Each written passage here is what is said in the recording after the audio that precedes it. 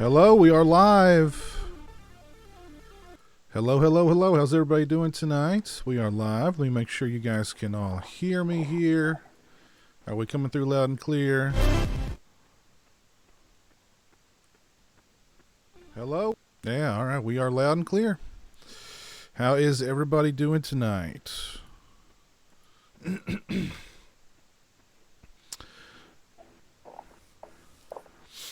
Hello and welcome to the Movie Talk with Patrons stream. Hope you guys out there are all doing well. I am pizowell, and joining me tonight so far, I've got Steak Sauce. Well, guys. How you doing, buddy? Better, you? Doing pretty good, man. Doing pretty good. Also with me tonight is Lauren. What's up, Lauren?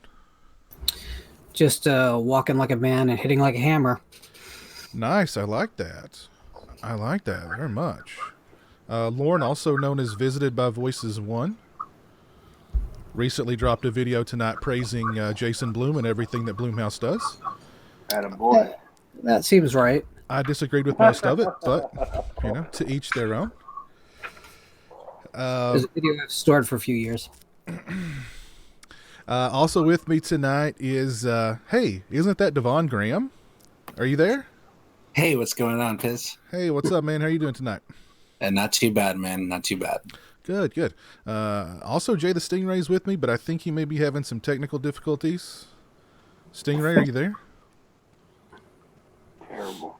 Okay. Well, hopefully Stingray will be able to iron out those technical difficulties, and we will have some more folks joining us here throughout the course of the stream. But let me give some shout-outs to some people in the chat right now. We've got Nasser Rabadi. Hello, Nasser. Joe Reese. Hello, Joe. 21 Elmer Waldrop, who says he's pissed off. Sorry to hear that. Hopefully the stream will cheer you up. Me too.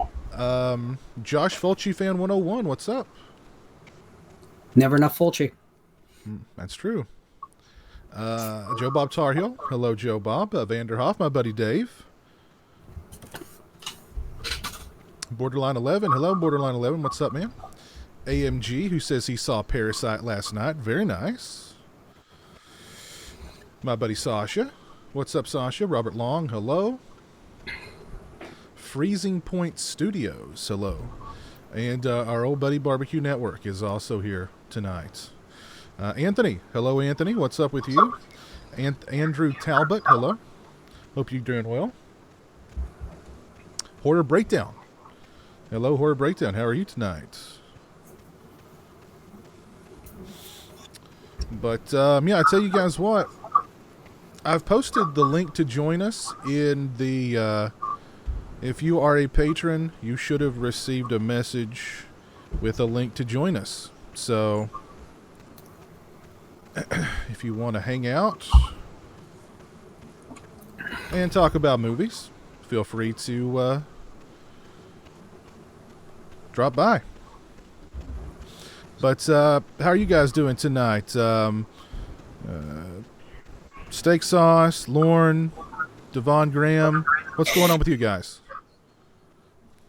I just woke up. I don't know how I'm doing yet. You just woke up? I live in the opposite side of the day as most people. Okay. Understandable. You know, so other than the fact that my kitchen smells like canned corn for some reason and there's no corn to be had, it's been okay so far. Did you say candy corn? Nope, just canned corn, like a can of... Okay, candy corn, okay. Goya. What? My roommates are Spanish, and every time they cook, no matter what they cook, it smells like corn. But there's no corn. That's interesting. I think that should be illegal. Very interesting. Very interesting. I do really love candy corn. I think it's delicious. I'm very hungry. I do as well. Yeah. Do you like the standard candy corn? What about the caramel candy corn? I don't know if I've had that. Really? No, I didn't even know it was a thing. Oh, yeah. Oh, yeah. Candy corn is available in a wide swath of flavors at this point. Mm-hmm. Well, colors. Well, no flavors. Brock's. They say No, flavors. no, no. They mean colors. Listen, my brother. Brock's has a wide variety, and they do have different flavors.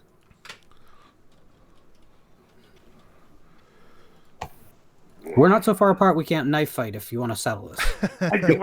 Let's go. I think you've made my day there, sir.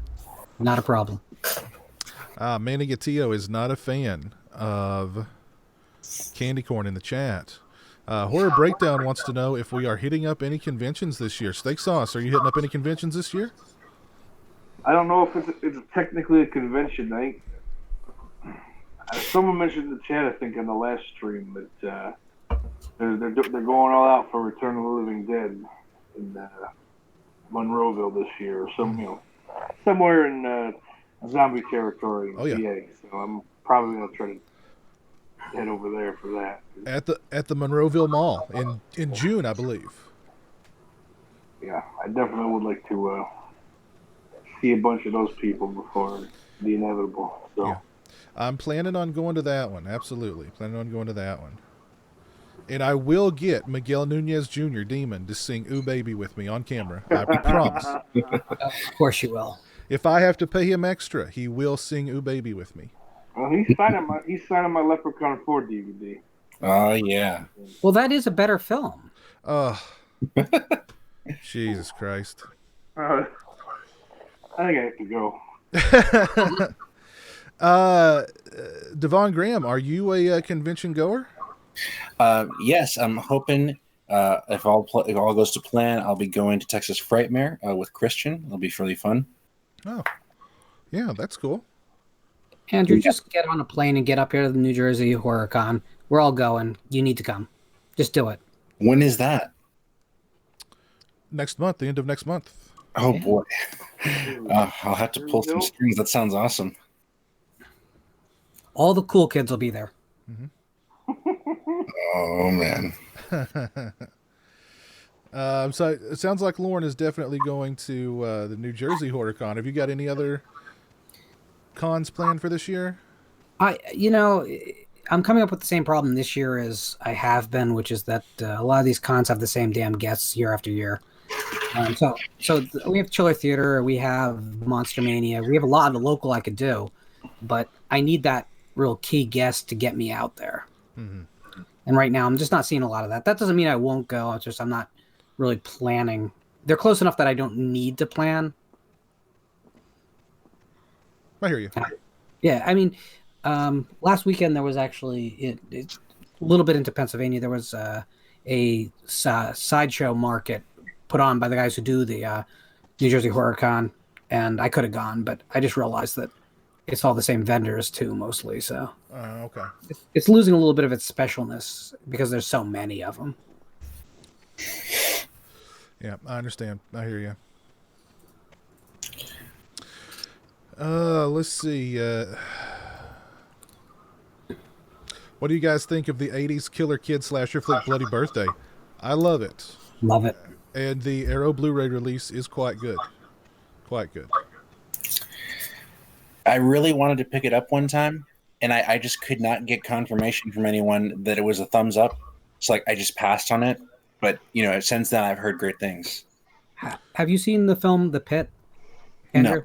No, I haven't. Oh, so I always compare those two films because they have a similar wrong aesthetic. You keep watching the film expecting to go to jail afterwards in both cases.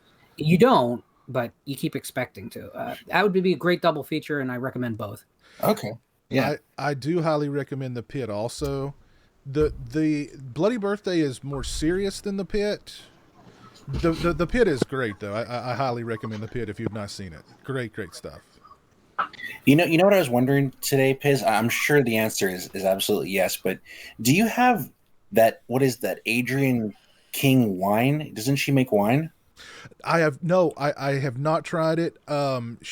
She had it available at a convention I saw her at a few years ago. It was a bit pricey.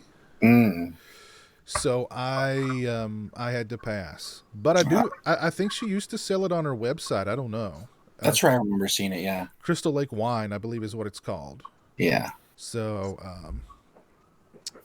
I don't remember I don't remember exactly how much she was selling it for at this convention. It may not even been legal for her to sell it at that convention. Well, they sold alcohol there, but I don't know if she has a. I kind of doubt she has a liquor license that she carries with her. But anyway, people were buying it. It was just a little too pricey for my blood. I'll have to report her. She's so sweet though. You just give her a pass. She's just such a sweet lady. Let me see. Jonathan Lundy's joined us. What's up, man? What's up, guys? How you doing, buddy? Pretty good. Pretty good. Good. What are we talking about? Right now, we're talking about conventions. Have you got any convention appearance, or are you going to be attending any conventions in the future? Not at the moment. I don't think. I think Scarefest is probably the closest one to me. Scarefest is a good one. Yeah, Lexington. Mm-hmm. Yeah. Mm-hmm. I guess Days of the Dead, is that still a thing in Louisville? I don't know. Like for a year, I don't know. Days there was Fright Night Film Fest in Louisville, but they don't do it anymore. No, that was a joke. Yeah. Yeah, Days of the Dead Louisville. Elvira's gonna be there. Okay. Yeah. I seem to recall reading that somewhere. Yeah. Carmen Electra, nice. Ooh. Okay. Nice. Nothing says horror like Carmen Electra.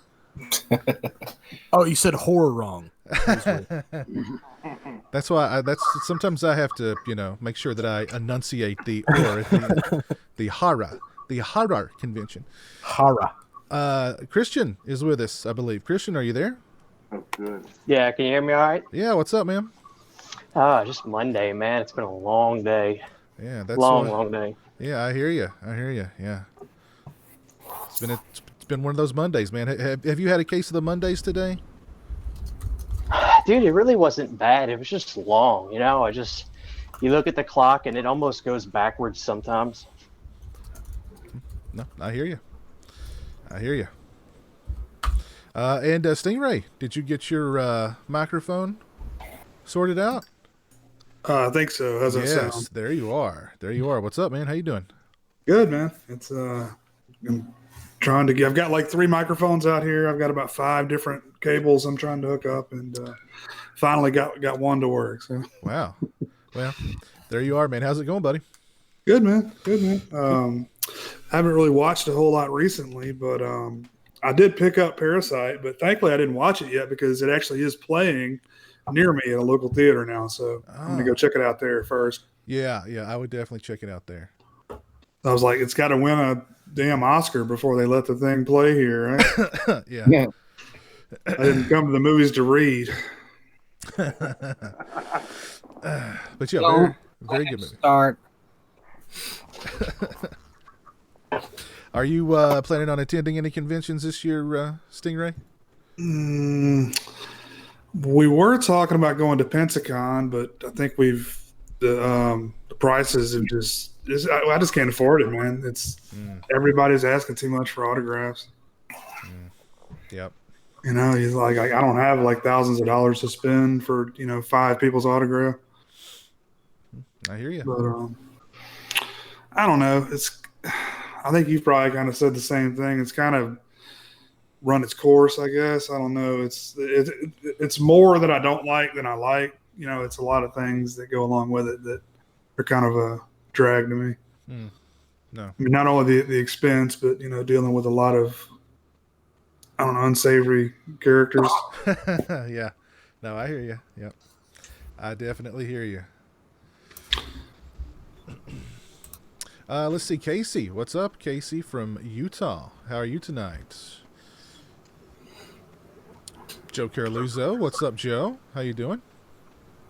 Well, speaking of Parasite, do you guys have any thoughts on the recent Oscars ceremony? I was really happy. I really was like rooting for it. I didn't think it would get that much acclaim. I was really happy with it, honestly. Mm-hmm. I agree.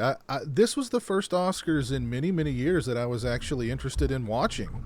I didn't actually watch it, but I mean, I kind of. Yeah, no one did. Apparently nobody did. I just refreshing Google. Yeah, I was kind of checking it on Twitter, and really just toward the end of the night because I wanted to see who would win Best Actor and who'd win Best Picture. And I was definitely rooting for Parasite. I mean, that's like the little movie that could, overcoming, freaking. I mean, the movies it was up against were, big movies from big directors, and I loved that the director said that he wished he had a Texas chainsaw.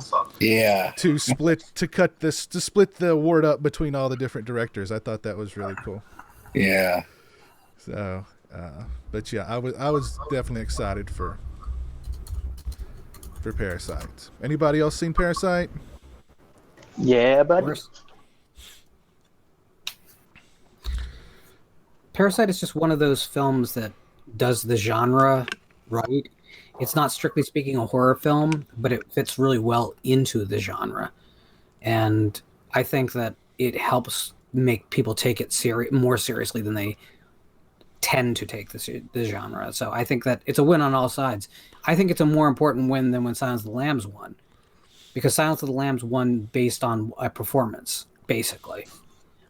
There's no ignoring the fact that this film won all around as the superior film in every way. So I think this is a bigger breakthrough, not just for international films or for the genre, just for the hope of filmmaking going forward. Because if we had any films this year that were as well-rounded as that, it would have been a great year, right, in American cinema. Mm-hmm. Yeah. I mean, I almost feel like we need to do away with international film, whatever the category is.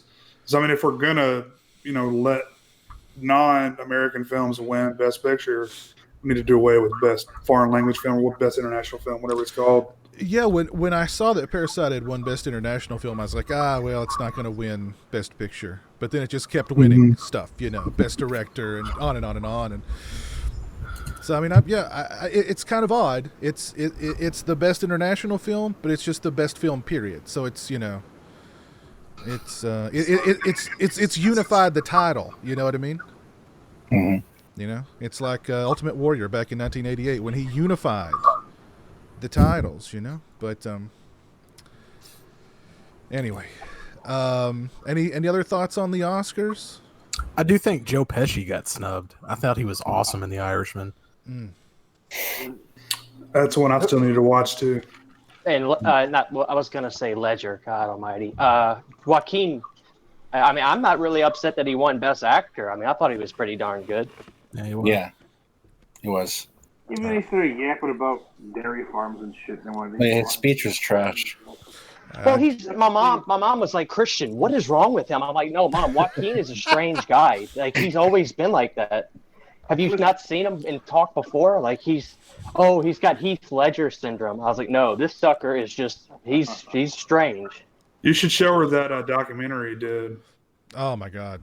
With Casey Affleck. Yeah, I saw that.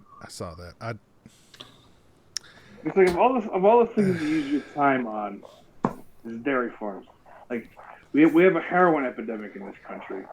There's millions of people dying every day from overdoses. And oh God, dairy farms. Oh Jesus. Better yet, why not just, hey, thank you for the fucking statue? Exactly. Yeah. My point. You're right. Why does it have to be a platform? I agree. Yeah, yeah. Maybe thank your fans. Yeah. I appreciate that coming up. I was molested by the right men. And thank you all, one and all. It's so odd. You see a guy get up on stage and he has to talk like that. I mean, you look at some other actors, they get up in front and they have no problem giving a speech. You see Matthew McConaughey or somebody get up on stage, they can talk, be very coherent. But then somebody like Joaquin, who I do think is a really talented guy, almost like just extremely talented, he can barely form sentences and stand still. It's just very bizarre to me how a sucker like that can act so good, but he has no idea how to stand up and look straight, for God's sakes. It's really bizarre. I just kind of assume that at some point Joaquin is going to reach down, pull the mask off, and it's going to be Crispin Glover having done a performance. I'd mark out. I would love Oh, yeah, me that. too. I would really like that. Yeah. But it works in your head, doesn't it? Yeah, It does. Yeah, actually, I have my that's I the can theory. show you I'm real going quick. I don't know if I'm coming up here. What was that? I wanted to show you guys. I don't know if my camera's coming. Is my camera on, Piss? No. Okay, because I have a shirt right now with Crispin Glover on it. I don't know if it comes up later. I'll see if it shows. Okay. I had to leave and then join again for my camera to work. Yeah, mine's being a little weird right now. Okay. Well, anytime you've got a Crispin Glover shirt, you're cool in my book. You don't see many Crispin Glover shirts out there in the wild, but there should be more. And I think if Crispin Glover had won an Oscar, I mean, his speech would have been. I mean, some of those speeches were just, I don't know. I hate that. It's like they feel like obligated to get up and like they have a cause, and it's a cause that the other 99% of humanity can't, can't relate to. the hedgehog. It's like, dude, just make a Facebook post about it for God's sakes. You don't have to get in front of everybody and do this stuff. You gotta understand. They think that they are on the Miss America pageant and they have to give their Save the Earth speech. That's what it is. I wonder if anybody realistically put down their hamburger right after he was done with that speech. Well, it was Hollywood, right? So nobody was probably eating anyway. I'm talking about people at home. No. Like, No Joe one Blow watched. chances. Yeah, that's true. It's true. Yeah. That was like the lowest rated Oscars in years, wasn't it? It's been descending, though. I mean, it's a fraction of what it was even 15 years ago. Yeah. But No one cares about any of the award shows. Yeah. Yeah. It's an award. I don't know. I'm 27, but I've never in those 27 years thought, oh, good, let's sit down and watch this fucking award show. Ooh, let's see them give out awards for things that are cool. Let's not watch things that are. I can't comprehend it. I don't. I remember fun award shows like back in the day. The MTV Movie Awards were actually good. A good award show. Then of course, that went to hell too. Because they're like, giving the Twilight movies best movie every year. You know what I mean? So that went downhill real quick too. But do they still do? Cool when I was little, I guess. But Do they still do like an award show? Is MTV? I think so. I don't know. I think so. but I mean, shout out to the Swings, I guess. I remember back in the day, it was like, Terminator 2 winning everything and Pulp Fiction winning everything, and you know what I mean? Now, then it descended into the Twilight movies winning everything, and I was like, all right, I'm out. Because it was no longer an award show at that point. It's just annoying to me that we would sit at home and watch the television and see women wearing dresses that cost more than my car and yet feel good for them when they win. I mean, it doesn't make any sense. It really doesn't. I mean, what was Parasite about this year? It was about everything the Oscars don't stand for. I actually saw an Onion article about that.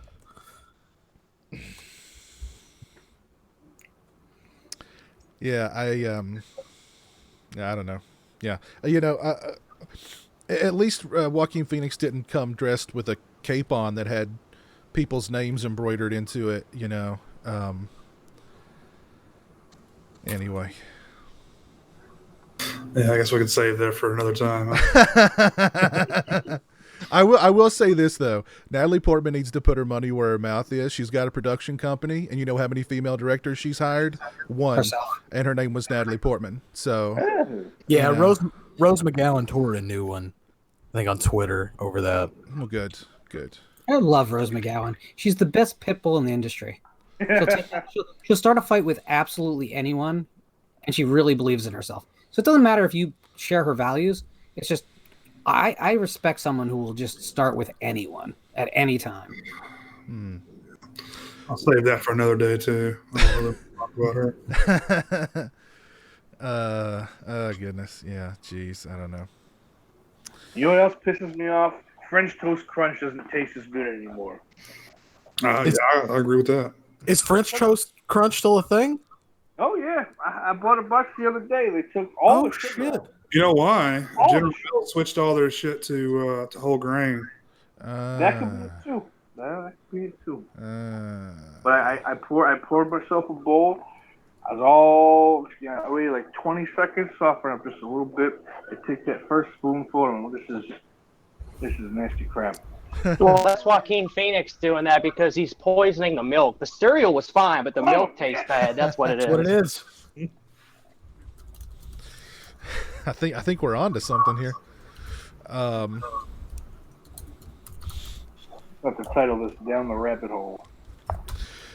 Well, how excited are you guys for Robert Pattinson as Batman? Did you guys see the footage of Robert Pattinson in the bat suit? Nobody saw that? I saw it. Okay, Yeah. Lundy saw it. Lauren doesn't want to admit that he did, but he's a huge Pattinson fan. After Lighthouse, I'll give him whatever chance he needs. I just have no interest in the Batman film, so sorry. As you should. Piss had this face on like I might explode in anger. I just think it's. Oh, I'm sorry. I just think it's funny. There seems to be some sort of like rule in Hollywood where like every 5 years we've got to have a new Batman reboot. You know what I mean? We've got to reboot Batman like every 5 years, and there's just got to be a Batman movie every 5 years, or the world will end. You know what I mean? So, can we just get done with all these fucking repeated properties? Can we just do something original? No. It's just so fucking. No. How many It's Batman? America, Lauren. It's tiring. It's exhausting. But this is not a origin story. This is year 2 of Batman. Oh, thank goodness. Well, Piz, I got a Year question. 80 of Batman is the problem. Well, Piz, since this is 2020, is the movie going to be called Batman or is it going to be called Bat Person? Right now it's Batman. But Bat binary. I'm sorry, you can't use the word person in 2020. It's that entity.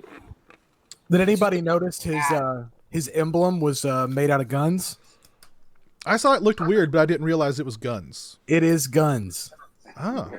Which kind of goes with a story that Kevin Smith wrote for one of the Batman comics, where he actually took the gun that killed his parents and made that into his chest plate. And then he cried on YouTube stream for 6 hours straight. He did. But I thought it was cool. It's definitely a gun. Oh, that's interesting. Is it the marijuana that ruined Kevin Smith? Because he used to be cool and like, kind of funny and interesting. Time out. Time out. Did you see Reboot? Oh, no. It was okay. There's a ringing endorsement. Boy, you built that up pretty big. No. I'm saying like he's getting back to that. Like it's definitely a turn in the right direction. I'm not even necessarily talking about the films he makes. It's just him as a person, like his podcast used to be decent to listen to.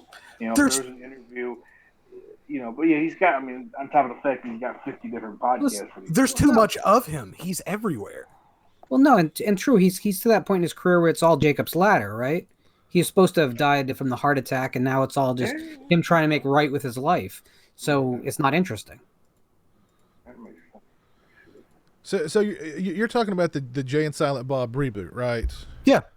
See, I wasn't even watch that thing. I wasn't even aware that existed. I've heard hardly anything about that movie. I enjoyed it. Like I thought it was a fun Kevin Smith movie. I mean, exactly what it was. It's his best movie since Red State. Kevin Smith is one of those people that look really weird when they lose a bunch of weight. Like he looks. Yes, he does. He looks like he has AIDS or something. I don't know. He looks like a wet cat. He looks like. Yeah. But no, has anyone in the chat seen it? I haven't. And I'm gonna say like Piz. Someone was talking about it maybe a month or two ago. I'm like, oh, it's in production now. Like, no, it's out. Yeah. If you've seen his other movies, the other View Askew movies, it's a lot of fun. But I mean, it's not earth shattering. I'm trying to remember the last Kevin Smith movie that I saw. There was Yoga Hosers was terrible. Did not see that. I didn't see Red State. I did not see what's the Walrus movie that he did? Tusk. Did not see that. What was the movie where Bruce Willis wanted to punch him in the face on the set every day? Cop Out. That was got Jim Norton in it. I think we just wanted to see the behind the scenes of that film more than the film.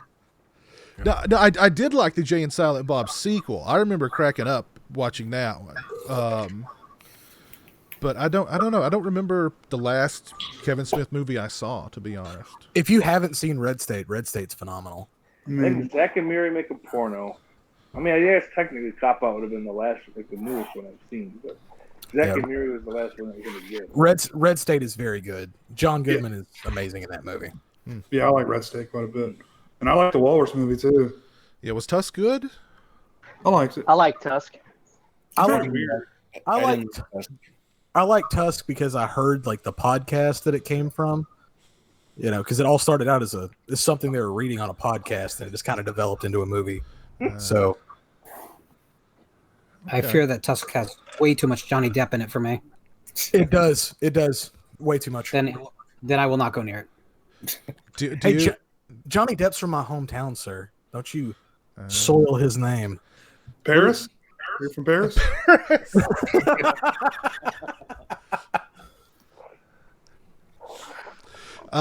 So you're not on board with Justice for Johnny, Lauren? No. In fact, I think all of us should hold him down and let Amber finish the job. Oh. I'd let her finish the job. Yeah, no doubt. but she's crazy. She's abusive. Come on. That's fine. That's good. No, that's fine. Listen, this households all across America where one person is beating the shit out of the other one every night. We're supposed to care about a guy who's so filthy rich he has 17 mansions. Again, I don't care. She cut his finger off, man. Doesn't he have some like? Whoa! She cut his fucking finger off? How'd I miss that? She shouldn't have stopped at one. Oh. Well, you don't need fingers to act, baby. Just don't touch the face. She knew what she was doing. She was like, "You don't act with your finger. I'm going to cut that off just to prove a point." No one will ever notice. Next is your nose, Johnny. Son of a bitch. You know what's funny is I know she's like some sort of big deal actress, but the only movie I've actually seen of hers is All the Boys Love Mandy Lane. I've seen All the Boys Love Mandy Lane. I've seen Drive Angry. Oh yeah, I forgot she was even in Drive Angry. I forgot she was even in that. Masterpiece. Oh yes, absolutely. There's another movie, The Informers, based on the Bret Easton Ellis book, and she is pretty much sans clothing 90% of the time in that movie too. So if you guys are big Amber Heard fans, check out The Informers. She's in clothes the whole movie? What now? Did you say she's in clothes for the majority of the movie? No. She is without clothing. Without it. Okay, where's it? Okay, let's let me know where I'm dreaming. Without a stitch for quite a bit of the movie. Ooh. Hey, 10-4. I mean, you gotta feel bad for Johnny Depp, though. I mean, he only spends $2 million a month on wine. Well, you know, I mean, that's not enough for anybody. You can't drink Boone's Farm, buddy. I mean, I call that a lightweight. You know, come on, get your game up, Johnny. Listen, I think if you drink wine on a regular occasion, you're an asshole. You want to impress me? Start buying some, like a nice tequila, like Casamigos or the Rock's tequila that's not out yet. I'm gonna get broke down. After Johnny Depp dies in the middle of the night and they make the big news announcement, some poor bastard is going to have to go into that house and like rummage through all the crap that man collected throughout his whole life. That's going to be the worst job ever because he has some strange appetites. It's just going to be like a living Tim Burton nightmare. Isn't he just like flat broke now though? I thought he had to sell like everything. Oh, I don't think so. Because of his wine habit. He makes it back. He has it every month. He gets his money back. He just doesn't have. He's like Trump. He's worth millions, but if you ask him for $10, he can't help you. We just need to do another Pirates movie, guys. Yeah. Well, that's what I think. Yeah. Amber Heard is probably a Disney animatronic. She probably is there to keep an eye on him and make sure he comes back for Pirates of the Caribbean 8 more underwater nonsense. Yeah. She accidentally cut his finger off trying to slap a glass of wine out of his hand. Like, come on, sober up. Who hasn't cut off a finger every once in a while? It happens. Well, How does that happen? What did she slap his hand with? A knife? He's that fragile. He's that fragile, and she's a robot. You know, she's got sharp. You know, Oh, true. she's sharp. He's mostly paper mache. And she was singing "It's a Small World" the whole time. Give Doug Stanhope a call because he was there for all of it. Sitting in the corner, chewing pills and drinking Papa vodka by the plastic jug. We've got a new member who's joined us here. Marvin Hey, Henry. how's it going, guys? Hey, what's up, man? You guys doing all right? Doing good. How are you? Good, doing good. All right, cool. Well, welcome to the stream, man. Thank you. Let's talk about. Did anybody here other than Lauren see Birds of Prey? No one is as stupid as I am. How was it? A lot of people haven't seen Birds of Prey, but go ahead, Lauren. Tell us about Birds of Prey. It's a Skittles commercial. It's a 2-hour Skittles commercial. It's written. It's not written. It's like you know when you have to collect the caps on Coca-Cola and you have to read off the codes. I'm assuming that's what the screenplay looked like because it really doesn't make any sense. It's pretty to look at, but it's so pretty it hurts, and there's some character decisions in it that are so bad it's unbelievable, and they just kind of hide behind the idea of, well, it's supposed to be a silly, crazy movie, but it's just really it's a bad film. It's a legitimately bad film. Oh, me shot. I know a lot of people are complaining about the politics of it, and that's there, but you want to know what? That's the least of its problems, because honestly, it is just god awful dumb the whole way through and annoying. Everything that you just said is pure misogyny. Yep. And, I'm leaving. I just defended Rose McGowan from you people. And you're calling me You people? You people? I'm Oh sorry. yeah. Did you just assume my gender? Did you just assume my species? Listen, it's clear that you don't you don't even subscribe to a gender, okay? There's no assumptions here. Exactly. No, it's a bad film. And it's all style over substance. It's a film that's probably going to look very good on a 4K disc, but it's going to be an empty experience for everyone for all time. It's a shame because DC spends so much money on these movies. They could break it up, make 4 good smaller films. It's just a shame. Did any of you guys actually want to go and see Birds of Prey? No. Okay. Nah. I could go see it for free, and I haven't. So I mean, past the notion of seeing Margot Robbie that big and that close to me. No, as far as the movie goes, absolutely not. Did they have to rename it this week? They had to rename it. Yeah. It's only renamed for its listings on online ticketing sites, so they're not even committing to it. It actually had, although I will say this, it actually had a better second weekend than most people were predicting for it. It was down 48.5%, which is steep, but is not as steep as people thought it was going to be. So it's still going to lose money, but at least maybe someone doesn't lose a job somewhere. Yeah, but there's a lot of those silly white trash relationships where this is a perfect Valentine's movie anyway. So that did probably help, curb some of the loss. From weekend 1 to weekend 2. It's still got like a week left, and then it's gone. Yeah, he's my Joker, and I am his Harley Quinn. Yes, that you see that far too often. Beautiful. But clearly it wasn't just that the movie did not appeal to men. The movie didn't appeal to women either. Women didn't go and watch the movie either. No. This is Charlie's Angels all over again. I forgot that even happened. Charlie's Angels, wow. Yeah. So, I don't know. They keep looking for reasons why that movie's failing, and of course, most of them are being blamed on men. But I just nobody wanted to watch that movie. The marketing campaign wasn't good. It just that whole is that going to fit in with the James Gunn Suicide Squad like at all, or there was actually a picture of Margot Robbie as Harley Quinn from the Suicide Squad, and she's wearing the old school like jester outfit, like from the cartoon. yeah, that's what I'm That's saying. cool. Like, That's cool. is that going to be in like a different universe now? Yeah, Like, well, apparently this Suicide Squad is a different universe than the other Suicide Squad. That's why they're calling this one also Suicide Squad.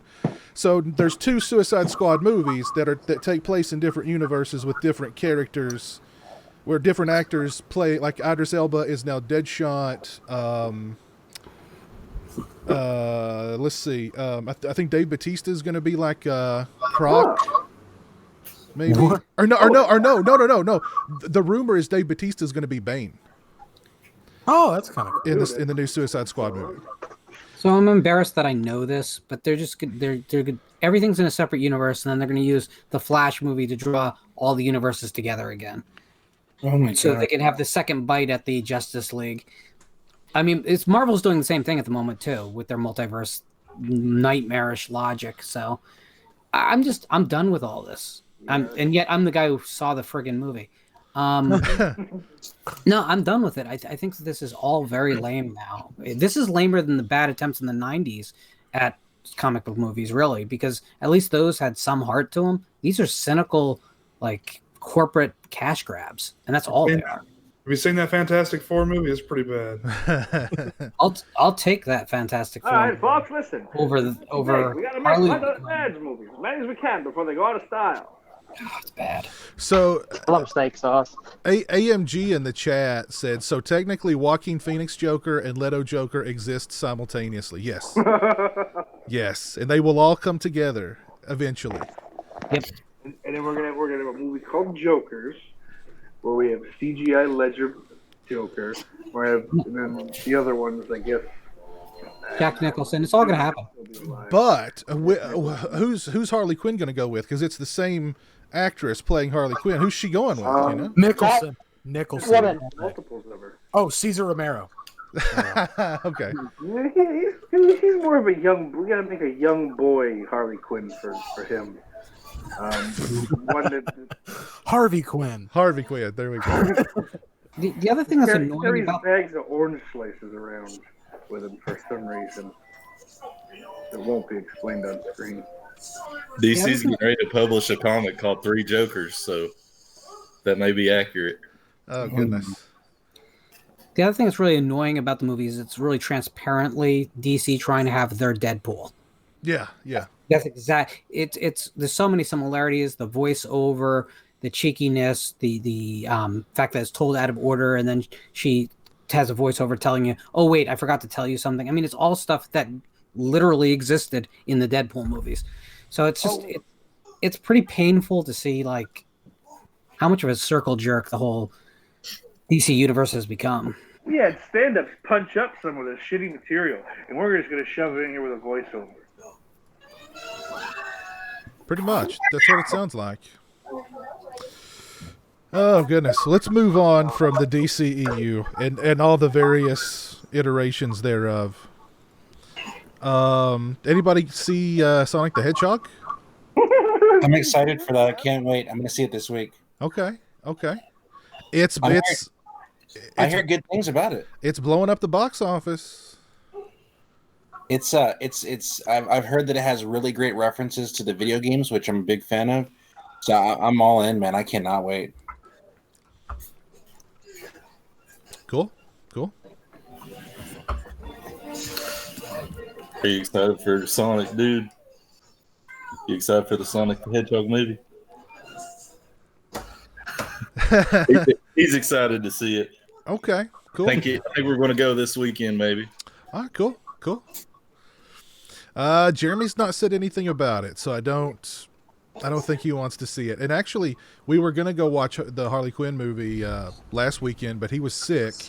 He still wanted to go watch it, but I didn't want to drag him out. And at this point now, he's not said a word about it. So he's over Birds of Prey. Totally over Birds of Prey.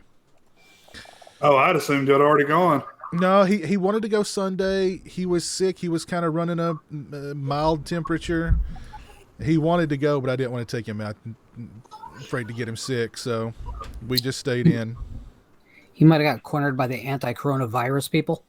Possibly. I don't know.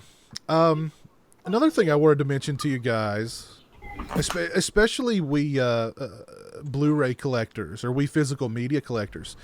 Did you guys see the Cinemassacre video where James Rolfe basically buried Blu-ray for like? Yeah, we all saw that. James Rolfe has a shitty player. That's what it boils down to. He has a PS3. My PlayStation 3. All right, buddy, calm down. Maybe get a 4. Start there. The PS3 sucks as a Blu-ray player in 2020. I'm very sorry about that. It was one of the first Blu-ray players, was it not? I mean, it was a great option when Blu-ray first came out, 2006. Really? Yeah. So can James Rolfe not afford a regular Blu-ray player? I know the man has a PS4 and an Xbox One. That the whole video seems so out of character for him, and not to mention, I saw the perfect comment. He was bitching about menu screens. Like, Jesus Christ, James, get the enjoyment from the movie, not the menu screen. What the hell are you doing over there? But second of all, sorry, go ahead. I'm sorry. Well, second of all, somebody in the comment section had it perfectly right. He was like, "Dude, that's really just a sign of the times. That's not something bad about Blu-ray. They probably still all have the same menu screens. If you get Godzilla King of the Monsters on DVD, it's gonna have the same Blu-ray. It's gonna have the same menu screen as the Blu-ray. So what are you whining about, dude? Just shut up. Just make videos saying that you love shitty movies, make me happy, and keep Mike Matei out of there because he's a punk ass bitch. And just do your thing. I mean, Jesus Christ, preach. I think he's running out of ideas. I mean, God Almighty, the whole video seems so out of character for him. And then at the very end, for him to push his Blu-rays for his ABGN episodes, I thought to myself, what if this whole video was a joke? What if the whole thing was a joke? But I don't think it is. Well, I think he was deadly serious. Well, I was going to ask, I mean, did it just seem like he's, was it just a slow day, or, he had to put a video out there for the, to keep the YouTube algorithm on his side, or what, Is this a serious? He sounded like my dad, like when my dad complains about, like, technology. Yeah, back in my day, it used to be a lot better.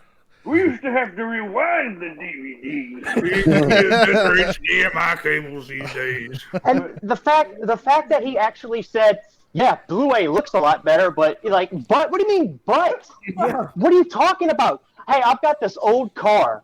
It doesn't run, but it's got a new CD player. But I've got this new car that runs. Oh, dude, I want the CD player. To hell with dropping. I mean, dude, what is wrong with you? Like, you're losing it. You're losing it, James. It kind of pissed me off, the whole video, to be honest with you. Praise for DVD with those stupid fucking interactive menus where you couldn't fast forward through them, so you had to sit and wait through fucking Captain Spaulding to go through and insult you for the 17th goddamn time before you could start the fucking movie. And then if you fall asleep, the menu runs over and over and over and over, and then the next week and a half of your life is nothing but you spouting Captain Spaulding sayings to innocent passerbys as you sit on the porch. I hate to keep going on, but he bitched about the way Blu-rays go in cases. He brought up one example, the Back to the Future set. Okay, pizowell punched somebody in the face. The entire human race is garbage. The entire race is garbage because he did something bad. That's what I got from that. I mean, tell me I'm wrong. I don't know. I think he convinced me. I'm throwing out all my Blu-rays. In fact, fuck DVD. I'm going back to VCD. Oh, I'm going back to beta. I'm exclusive HD DVD from this. I'm going UMD, guys. I don't know. Straight UMD from here on out. I actually do have a shitload of HD DVDs. I think maybe I'm just going to reproduce all of my films with shadow puppets. Oh, yeah. I was thinking something along those lines. It's good. We should team up. I was gonna and have creative differences and have two different versions. I'm gonna put all of my Blu-rays on 12 million 3.5 inch floppy drives and just keep those laying around. So I don't know. I just thought it was a horrible take from Rolfe. Like I really thought it was a piss take. I thought he was trying to get a reaction. But if so, he has not pulled back the veil on it because there's so many factual errors in it that he has to know. Yeah. I really don't get it. The one thing I couldn't get over was how he was saying, "Oh, whenever I stop the movie, I have to start it all over again." I'm like, "What are you using? Like, Yeah. I've never heard of this." I haven't either. Literally, I put a movie on. It's like resume movie. Like, what are you Right. watching it on? Yeah, like months later, I'll put a movie and be like, "Oh shit, Yeah. I did forget." Exactly. I forgot I watched this. I put in Brightburn the other day. I watched it when it came on 4K like 4 or 5 months ago, and it's like resume movie at the credits. I'm like, "What are you watching it on, dude?" My first Blu-ray player was a Sony, Blu-ray. and it was massive. It was like this thick, and it was super expensive, and it sucked. Like it did exactly what you guys are talking about. But I eventually got away from buying Sony players because I could find better brands. So And it shakes violently when you put a disc in there. Yeah, I don't know. I couldn't even watch all of that video. I had to stop it at some point because I was just like, this is like making me angry and it's cringy. And I was gonna scroll down and say something about you're a boomer or something, but then I was like, I'll probably get my whole channel deleted or something. I do think he did that deliberately to start a conversation. Maybe his views were like way down or something. yeah, exactly. What conversation? What? He's like, I shouldn't shit on like Ghostbusters again, so I'm gonna do this. We've all tied up 10 minutes talking about it. So, and I mean, people are, if you haven't seen the video, people are probably going to go look at it. Don't, folks. Don't click on that link. But like, and he went. Oh, why do they call it Blu-ray? What's next? Red Ray? Already had that. It was DVD. Well, that was DVD. I'm pretty sure. Could be wrong. What were the comments like on that video? Were people like defending I him? only saw Lauren's comments, and I don't remember what he even said. But I did see Lauren's comment also. Yeah, it wasn't very favorable. No, was being malicious, but people were saying stuff like, "Yeah, that was completely inaccurate. This is just ridiculous." Blah blah blah. It wasn't a glowing comment section, that's for sure. What I don't get is really at this point, if anyone is out there supporting physical media in whatever form they choose, we should all be rallying behind every single person supporting physical media. So to go out and attack Blu-ray, which doesn't make sense because this is a weak moment for Blu-ray. Retailers are abandoning the format as we speak. We should be getting behind it, not in front of it. So I hope he did it as some kind of stunt, but I also hope he comes clean about doing it as a stunt, because if he convinced 7 people out there, that's too many. yeah. Agreed. Well, he's according to that video, he's completely for streaming, which makes no sense to me for somebody who has a physical collection that large. Right. I mean, is there anybody here that can deny that? I mean, it's hand over fist quality is so much better on Blu-ray than It's not even for debate. Absolutely. Yeah. My biggest thing is sound. I mean, I could live with picture, but you can't get lossless sound at all over streaming. Right. Mm-hmm. I don't know. I'll say this. Go ahead, Steak Sauce. I first got a 4K TV, so I went and paid the additional charge from Netflix to get the 4K streaming. I watched the Earth 2 or whatever the fuck. I have never seen anything more beautiful in my life than that. It's on any DVD, Blu-ray, 4K, fucking whatever the fuck. The colors, the crispness of that documentary is the best thing I've ever seen in my life. Do you have a UHD Blu-ray player? No. Watch one, because I actually, when I got my 4K TV, I wasn't really impressed with anything on Netflix, and then I got the Blu-ray player, and whoa. I mean, it was a big difference from like the HDR. That's what sold me. Yeah. I mean, streaming is very, very convenient, but you do miss out on, and even with a really good connection. I mean, I've got a really good connection, but still, what I mean? You're just missing, like you said, the lossless sound. And, I don't know. I feel bad for future generations who are going to watch movies like, Blade Runner on their cell phone and be like, oh man, this is awesome. Look at the picture quality on this. You know what I mean? It's like, oh my God. Well, that's This is Go ahead, Lauren. Sorry. That is actually the great question I have about streaming, because I think streaming has its place. To me, I use it like I used Blockbuster Video. Yeah. I don't know that I want to buy everything, but I do want to see it. It makes sense to me to do that. And then if I love it, I can buy it. Cool. I don't buy just digital. I would buy a physical medium if I love it after renting it. But I get a little bit frightened. You mentioned a perfect example. So a future generation will have one cut of Blade Runner available easily through streaming. Probably not all the cuts. Right. So a certain amount of the democracy of your entertainment is going to get lost in this translation. And I know people think, well, eventually the bandwidth won't be any kind of an issue and everything can be available, but everything won't be available. Because you know what? If that were the case, then you're saying that the business model of entertainment has to change. You still have to push something, and you can't make everything available. Why does Disney put things in the vault?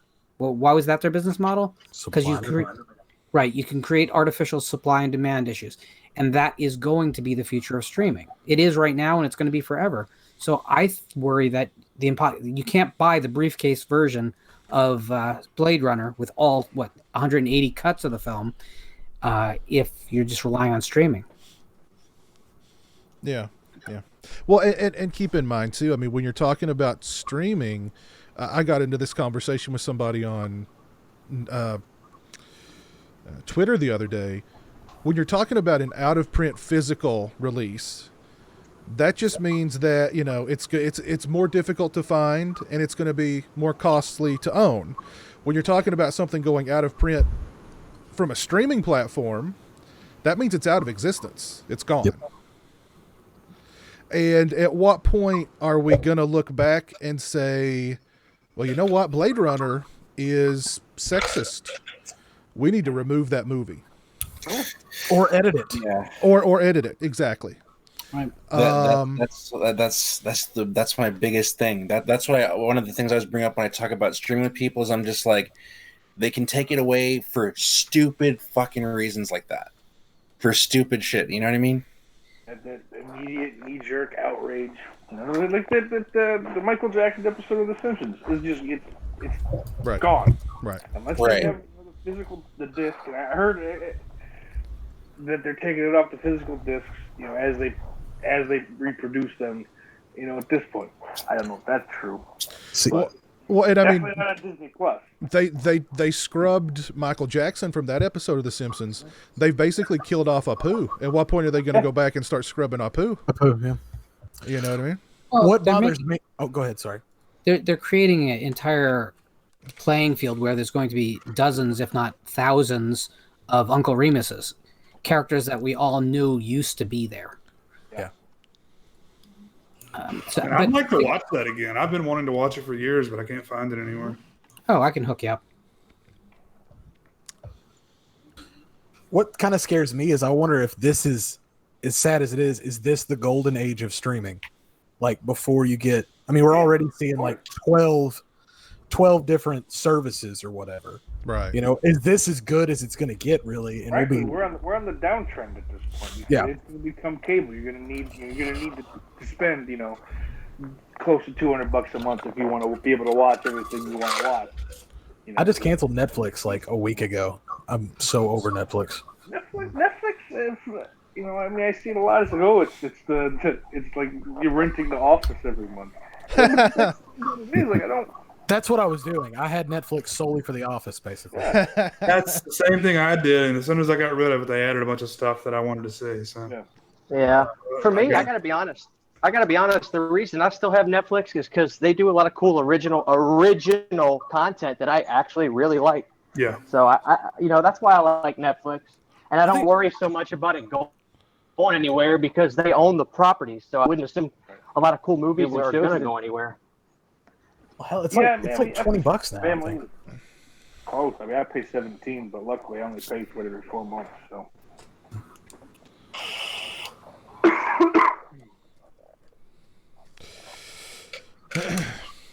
Anybody use Shudder by chance? I do. I was getting ready to. All of us. I was getting ready to ask. I was going to take a poll. How many streaming services are you guys subscribed to?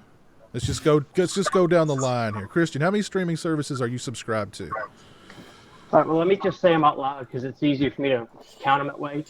I have Hulu, Amazon Prime, Shudder, Netflix, and I think that's it. And I use Tubi. I do love Tubi, so I guess you can count that even though it's free. So I use 5 streaming services. Okay. What about you, Devin? 0. I have Amazon Prime by default for the fact that I use Amazon Prime, but I don't use the streaming service. Okay. There's some good stuff on there if you ever want to check it out. Yeah, there is. There really is. Oh, he won't. He ain't gonna do it. Usually, when I get a recommend from something on Prime, I buy the Blu-ray. That's my. Cool.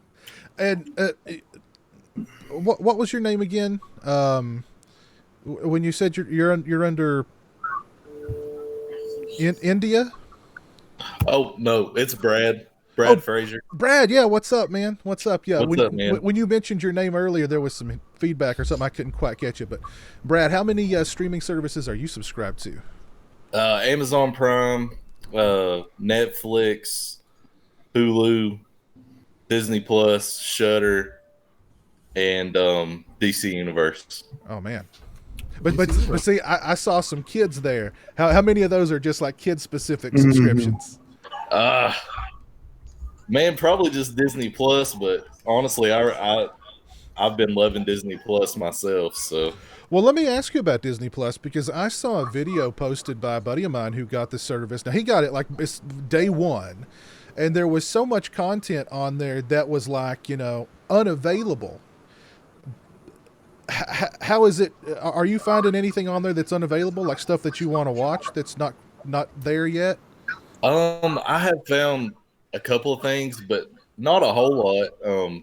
I remember at Christmas we were trying to watch like Jim Carrey's Christmas Carol, mm-hmm. and I remember it wasn't available yet. And I think I did a big Star Wars rewatch, and I think The Last Jedi. Or no, what's the newest one? The not the newest one. The last, is it The Last Jedi? Yeah, The Last Jedi. Yeah, yeah. I don't think it's available on there at the moment, but those are really the only things I've found. It's not been a whole lot. Now, can you watch the original Star Wars movies on there before they got all before what's his name went in there and just digitized everything and added a bunch of stuff digitally? What do they call those? The special editions. Yeah. And you can't. Oh, there's no way you can't. They actually did even more to them that are on the streaming versions now. Yeah. I think it's the altered versions. Okay. I don't think it's the original. Okay. See, I don't know. Give me the old school ones. Okay, but cool, Brad. Stingray, how many subscription services are you subscribed to? I think I have the same ones that Christian said. I'm about to get rid of Shudder when I did the year. I'm going to let that go. I'll go for a few months without it. And football season starts again. I'll get ESPN Plus. Mm. Oh man, eBoogie in the chat has Netflix, Hulu, Disney Plus, ESPN Plus, Tubi, and Pluto TV. I've never even heard of Pluto TV. That's free too, I think. Yeah, Okay. Yeah. Okay. It's pretty cool. Yeah. a lot of cool Spanish content actually that does have English subs. Oh, okay. If we count those, I've got like 50. If we count the free ones. Yeah. I'm gonna have to catch up on the free ones. I'm only aware of Tubi. What about you, Lauren? That I pay for? Yeah. It's Shudder and Prime. And again, Prime is more really for the occasional rental and the free shipping.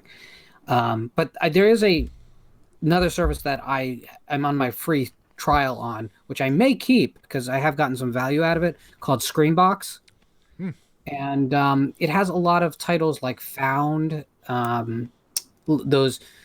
those titles that were very independent, a lot of things that were funded that if you didn't get in on the crowdfund, Is that when the- at the time. Is that the one with the bowling bag?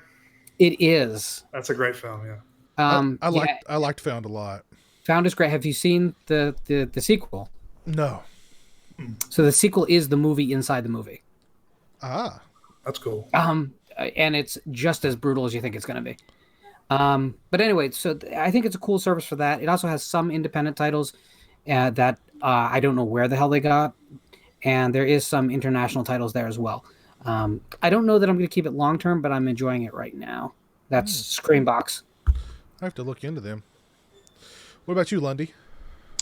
I've got Hulu, Prime, ESPN Plus, Disney Plus, Shudder, and I think that's it. Now, but another thing I guess I probably should have asked too, do you also have like Dish Network or DirecTV on top of the streaming, or you're straight streaming? No, I'm straight streaming. Does anybody else do like satellite and streaming, or Well, cable and that's- streaming? That's why I got Hulu, because I learned that it seems like the future is going to be just get good unlimited internet and then get a streaming television site. That's why I have Hulu, because it's my television. So I can watch AEW. Brad or Devin, do you guys also do cable or satellite and the streaming stuff? No cable for me. Okay. No, we just stream. Okay. I think that speaks for itself, doesn't it? I think that pretty much does. Yeah. I'm kind of shocked. Well, I think a lot of the cable companies are surviving off of their internet. How many of your parents have cable or satellite? That's what we're talking about here. Yeah. The generational thing. Yeah. Steak Sauce, what about you? All right. Yeah.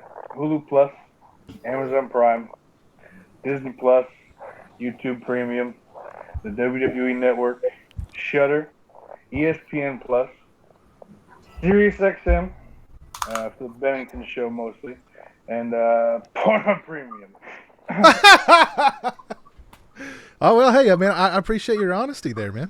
Any cable or satellite service? Oh, absolutely not. Okay. I grew up without And name us all your YouPorn subscriptions you've got as well. A question for all you guys who are on Hulu: did you watch season 2 of Castle Rock? I didn't even watch season 1. Oh, really? I liked season 1. I haven't seen 2 yet. I kind of forgot about it, actually. Yeah, I haven't seen two I either. haven't either. Okay. So I've not heard a thing about it, so I wasn't even sure if it was even out yet. I know Annie, the Kathy Bates character, from Misery. whatever. Yeah, but she's supposed to be in the new season. So Cool. Oh. And Jane Levy is supposed to be playing like I think it's like Jack Torrance's niece or something. Yeah. So, Jackie Torrance, I think her name is in the show. So So- No shit. on that one. yeah, something like that. Yeah. For me, I've got Amazon Prime, I've got Shudder, and I share Netflix. That's it. But now I do have DirecTV also for Jeremy. I don't have it at all hooked up down here. It's all up for Jeremy. But see, and you would think that the satellite companies and the cable companies would be like, okay, let's give these guys who are going to stick with us, let's give them a reason to stick with us. Let's give them more channels. Let's give them lower price. It's the complete opposite. Let's give them fewer channels at a higher price to make them go running away from us. I don't get it. How'd you while they're here? But you do get a nice little Netflix button on your Dish TV remote now. That's true. So- That's true. That's literally why I left, Piz. My bill was just going up, and then you look at the statement. What the hell is a local sports fee? I live in North Louisiana. I don't have any sports. What is the local sports fee? I don't. Five, six. It's ridiculous. Well, you're in a place where the Saints games are pay-per-view, so. I mean, Jesus Christ, man. I got a bill not long ago, and like just out of the blue, the cost had jumped, and so I called DirecTV and I was like, "What is what's going on here?" And they go, "Well, you were on a special," and I said, Yeah. "You mean a special that's lasted for 7 years? What kind of special is that?" Literally, it was like 7 years. Well, I was like, "You got to be kidding me." Well, put me back on that special, hon. Yeah, I'm like, have you got like a 30-year special that you can throw me on? That'll, I mean, I've Sir, never heard of a. we don't have 30 years left, sir. We got to get all that money right now. Yeah, I was like, I've never heard of a 7-year long special. You know what I mean? That's just crazy.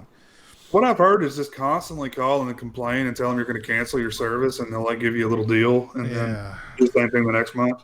Yeah, I know people who jump. They'll go from DirecTV until like the special runs out, then they'll go to Dish till the special runs out, go back to Direct.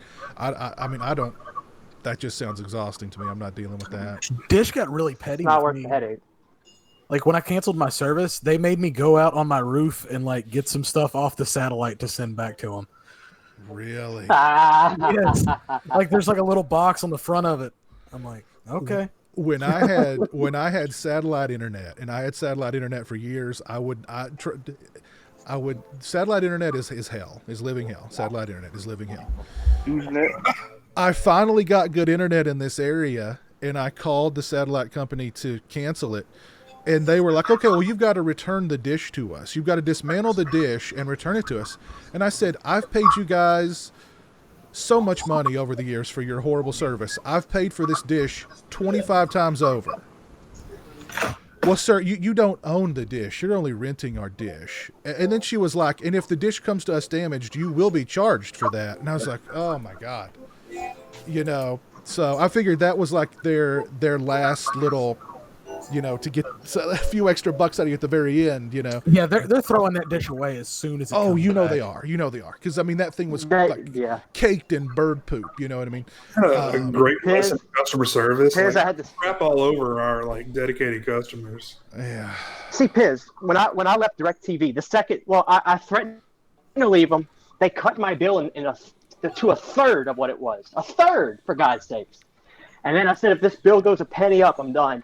Well, about 4 months later, it went up like $20. And it's this thing, being a big Rob Zombie fan, when I called them, I had no problem to tell them, if you don't come get this thing out of here, I will crawl over there and I will skull, you know what, the F out of here. Oh, my God. Roland666 says Castle Rock Season 3 will be at the Overlook Hotel with Jack Torrance's relatives. Interesting. Interesting. It's reimagining. Come on, get with it, Lauren. That doesn't sound like fan service at all to me. Well, you know, fan service is now entertainment. Fan service is good writing now. Everybody knows that. We're doomed. Oh goodness, I was going to lead us into another topic of discussion. Now I've completely forgotten it. Let me ask everybody out in the chat, who wants to see an appearance from Peter Bark? If you guys want to see a Peter Bark appearance, just put Bark in the chat, and we'll get some Bark up in here. Let's get some Bark. Hey, Piz, Sure. Can I ask a really quick question for Absolutely. everybody? Because, okay, I like to try I always start with American Horror Story. I always give it the old college try. But because I'm so conditioned to binge watch my shows, the fact of having to wait week to week to watch that new slasher show, which I was enjoying, I really was, I just got burnt out of waiting, so I didn't finish it. Was it good? Do I need to go back and do the show? I did 2 episodes, and I got so aggravated I had to wait. It gets so much better, man. Yeah, I liked it. I would go back and rewatch it. Right about episode 4, it really picks up.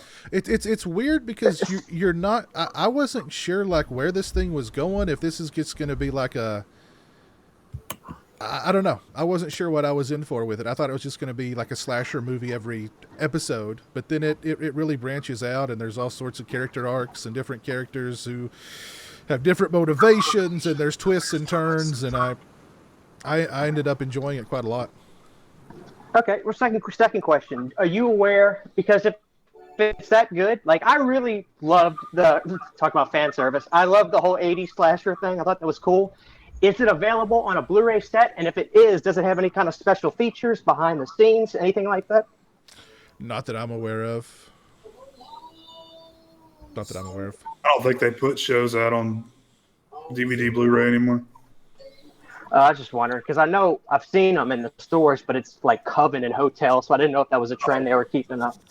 So, and it's probably DVD anyway, what I saw. It's a good possibility, yeah. Let me ask Devin and some of my other fellow physical media collectors. Have you guys picked up any good Blu-ray releases lately? Well, I did pick up The Host based off of your Amazon links. I appreciate that. That was a nice cheap buy. Mm-hmm. It's next Tuesday where all the good stuff is coming out. We got that One Missed Call trilogy from Arrow, Deadly Manor. Regardless, if it's Tell him, hey, Lauren, tell him about if he should pick up Deadly Manor, Lauren. Or Piz, you take it away, Piz, because Andrew and me are so excited for Deadly freaking Manor, baby. I actually talked to Devin a little bit about Deadly Manor before we started. I didn't get too spoilery, but I was like, it's hard to believe that the same guy who directed Edge of the Axe also directed that movie. You know what I'm most excited for next Tuesday, though? The one that I'm most excited for is The Color Out of Space. I'm ready for some Nick Cage craziness. I cannot wait. I saw Color Out of Space. I'd like to rewatch it. I think it depends. Are you a big Lovecraft fan? Yes. Okay. You'll probably like it then. You'll probably really like it. I liked it. I can't say I'm a huge Lovecraft fan, but Nicolas Cage starts off very subdued, fatherly, and then by the end of it, he's like Jack Torrance on acid or something. Ooh, It's nice. I'm ready for that. So, yeah.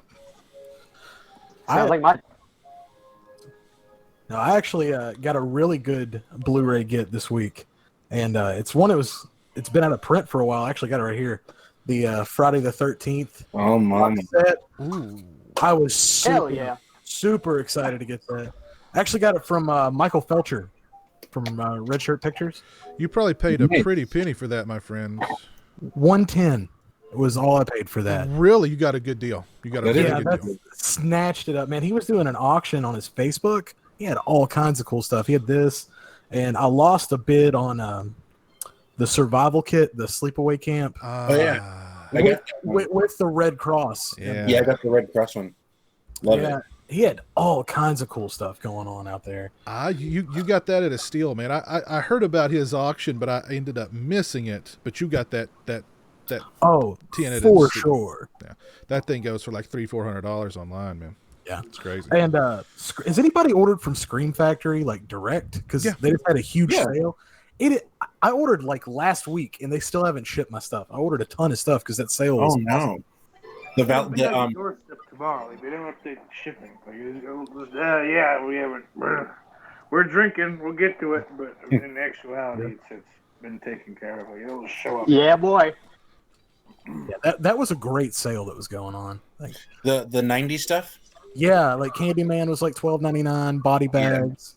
My friend Nasser, he actually got the 2 Tales from the Crypt movies, so I told him to jump on that one. There was some really good price stuff. Yeah, Pumpkinhead 2 is like $8. I got Ravenous. Well, that's probably still too much for Pumpkinhead 2. Oh man, it's got Bill Clinton's brother. No, don't get me wrong. I love Pumpkinhead 2, but let's price things accordingly. It's supposed to be getting ready to go out of print, so it'll be ridiculous by the end of the year. Right. Arrow posted that there's like a big Arrow sale over on Family Video. No shit. And they had a bunch of stuff. I didn't see nothing really jumped out at me as like a super great deal or anything. But they did see Bird of the Crystal Plumage is just kind of because I need that one. Mm-hmm. And there were a couple of there were a couple of limited edition releases on there at a pretty good price too. Like the RoboCop limited edition was on there for 20 something, like I want to say $24-25 maybe. Creepshow 2 is only $16.95. Creepshow 2. Yeah. There was some good stuff on there. All right, Piz, real quick. If I don't order, because Lauren will probably kick my ass. If I don't get Deadly Manor, I should order Berserker though, right? I would go with Berserker over Deadly Manor. However, Deadly Manor has its laughs. Berserker doesn't really have many laughs. But Berserker's a better movie. So are you going to leave me hanging on Deadly Manor, Christian? here's the thing, man. Money's tight, so we have to see. I do want Berserker because the screenshot. First of all, when Piz sang in the video, I marked out like a son of a bitch. So that movie's built up pretty big for me.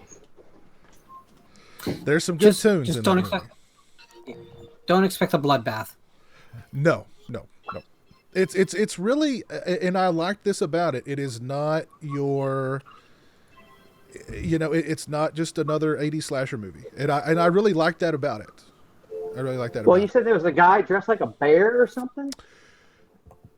There's a bear in the film, a real bear, a real big. Even better. Grizzly bear. And there's a berserker, which is a Nordic Viking warrior who wears a bear pelt. As you do. And the two This sounds like an 80s wrestling event. Well, the two of them fight. But at one point, oh my God! But at one point, the berserker is on all fours, and the grizzly bear is on top of him, and it looks like the grizzly bear is more interested in romancing him than in killing him. Oh my! I'm sold, dude. I am sold. So I'll find 2 copies. One to put in a glass case, the other to watch. I'd never seen Berserker before. I passed on it for years and years and years in the video store era, and I'm sorry that I did. I really enjoyed it. Well, So for Vinegar Syndrome, is this like a cut above? For Vinegar Syndrome, now we're talking. Vinegar Syndrome has released some really great films. I would say. I mean, that's a Lauren, pretty. Sorry, go ahead. No, go right. Lauren, send me a list of Vinegar Syndrome recommends, please. Okay, I'll put it together. I don't have it. Oh my God, I can just tell you a bunch off the top of my head. I mean, Spookies, Psycho's Cop Returns. Let's see, Christmas Evil. Ice Cream Man. Ice Cream Man, of course. Yes, Ice Cream Man. That was a very good release. Love that Monster Vision special feature. The Monster Vision special feature was fantastic. That was awesome. That was great. Vinegar Syndrome's released a lot of good stuff. And they go after a lot of really obscure titles. I'm sorry, Lauren, go ahead. Yeah, no, we're coming up with the same concept. Yeah, they champion a lot of films that no one else is gonna. Whether it's Scream Factory or Arrow or whatever your favorite label is, they're not going to take big chances on titles. Vinegar Syndrome just doesn't give a damn. Mm-hmm. If they think something needs to be preserved, they do it. Mm-hmm.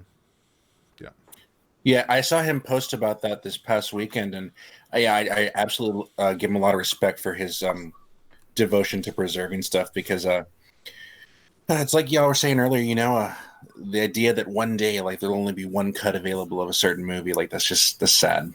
Yeah, it is. If that. Yeah, if that. Right. We might. I do like their packaging a lot.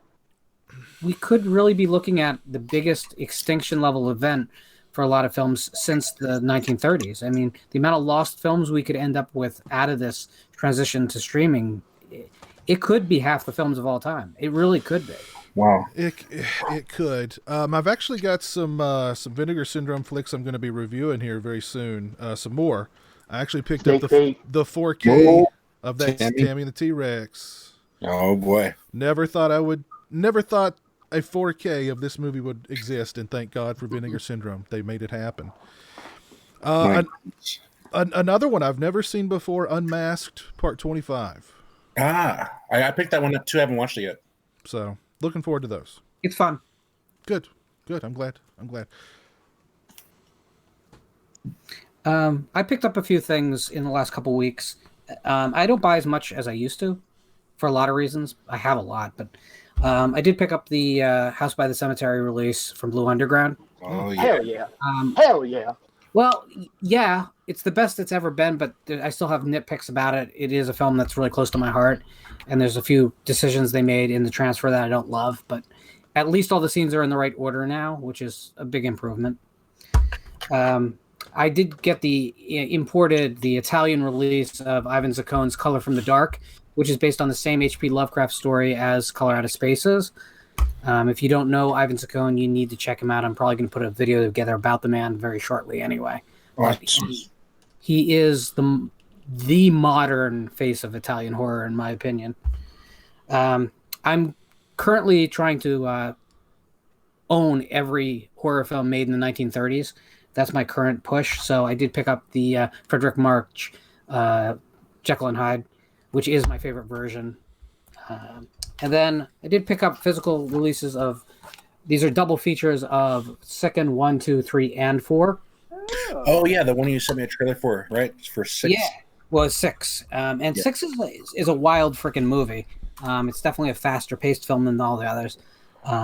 But I'm still waiting. There is the same quote unquote company in quotations that released these double features does have the 5th film available, but I'm pretty sure that they're going to add the 6th as a double feature. So I don't really want to buy the individual release until it's there because these are only DVD.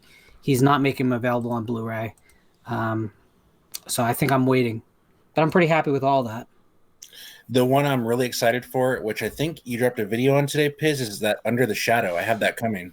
Yeah. I was actually gonna mention that the Second Sight Films limited edition release. It's a very, very nice release for a really, really good movie. It'll be a first time watch for me. Yeah. Yeah, I really like it. I really like it. It's great. Yeah, and a very nice release for the film too. I need to watch Baumbach Anvari's the second film he did, Wounds. Has anybody seen Wounds? Is that, It's got Armie Hammer in it. yeah, it's really good. It was one of my favorites of last year. See, I thought I remembered somebody talking about it, but I couldn't exactly remember. It's body horror, and I love body horror, so yeah, it's really cool. I mean, it's not great or anything, but it was. I wasn't really expecting much, and I thought it was really good. Cool. Let's see. Anybody else pick up any new releases lately? I don't know how new they are, but went to Walmart the other day. Just about a week or so ago, I saw the entire Tales from the Crypt set, all 7 seasons, Nice. for $30. I didn't pick it up that day because I'm an asshole. So I went back the other day. I think it was Saturday, and it wasn't there. Where was it $30 at? Walmart. Man, it was like $70 the other day when I was there. Yeah. Well, that's what I thought. I looked at it and I looked at the tag. I mean, it said Tales from the Crypt. You know, I want to make sure I wasn't, hallucinating, or they just put the. There was only one left, and I don't know why I didn't grab it. I really should have. So after I had my mini meltdown, I went and brought the 2-pack of the '89 Pet Cemetery and the one from 2019. Actually, and last time I was on here, I was talking about how. Actually, I think it was in the chat on Sausage Factory. How like movies in the theater, you'll watch them and you have a great time and really enjoy it, and you buy it, on home media, and it doesn't live up in any way, shape, or form. But the new Pet Cemetery actually held up pretty well, I thought. Even having everything spoiled fucking 5 months before the movie came out, I think I kind of got over that a little bit. I really hated that movie. Really? Yeah, like that was like the worst experience I had with the movie last year. Wow. I liked it, and on top of that, I found a new band that I actually enjoy quite a bit. Starcrawler. They do the Ramones cover at the end of the movie. Oh.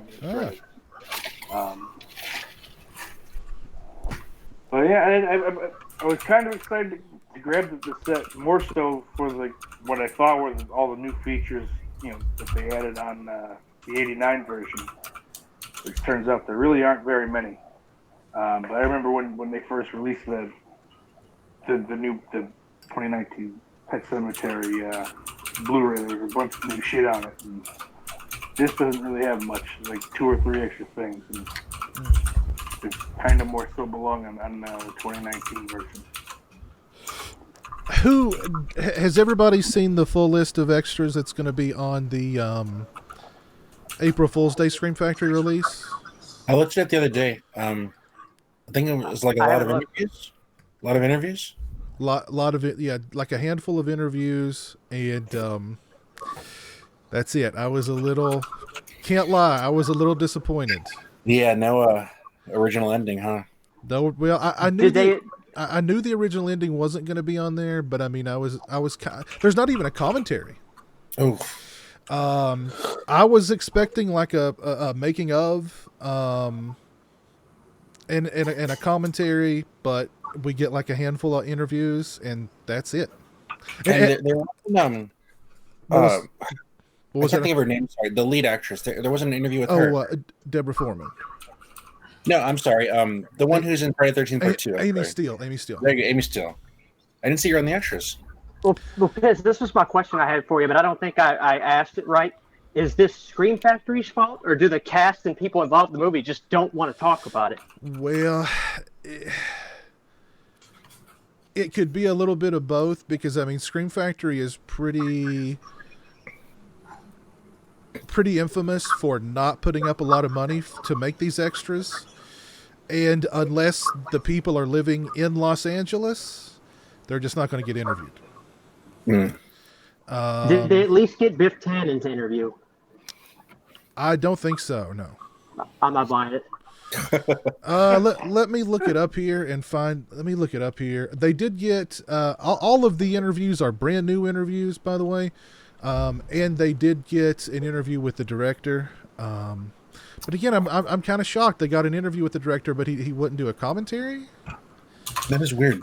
Probably wanted more money. Here it is. They don't pay. They don't pay. No, really?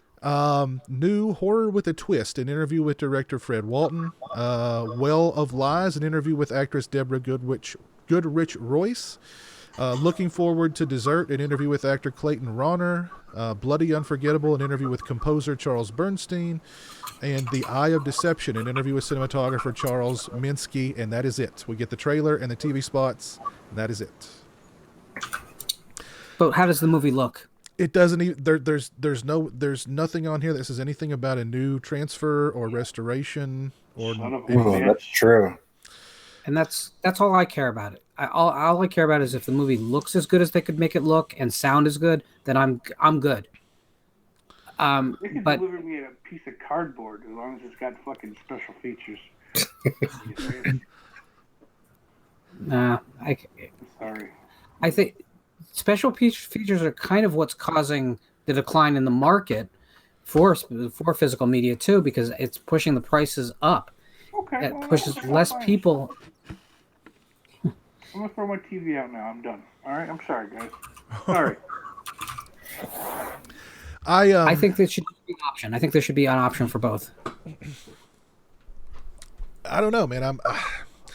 I think they're kind of stretching, calling it a collector's edition. I mean, honestly. Yeah. Because I mean, look at a release like Session 9. Session 9 had a lot more on it than that, and it was not considered a collector's edition. So, I don't know. I know that Scream Factory really does not offer up a lot of money to get these extras made. And again, if the people involved in the movie do not live in Los Angeles, they're just not going to get interviewed because they're not flying anybody in, they're not flying anybody out to them. So I mean, it's just hell, do a Skype call for God's sakes. Get these bastards on Skype. Call. Piz, let me ask you a serious question though. I mean, sure. and let's remove my feelings and your feelings from this and just look at it very objectively. Is anyone buying April Fool's Day based on special features? Or are they buying it to own the movie finally looking decent?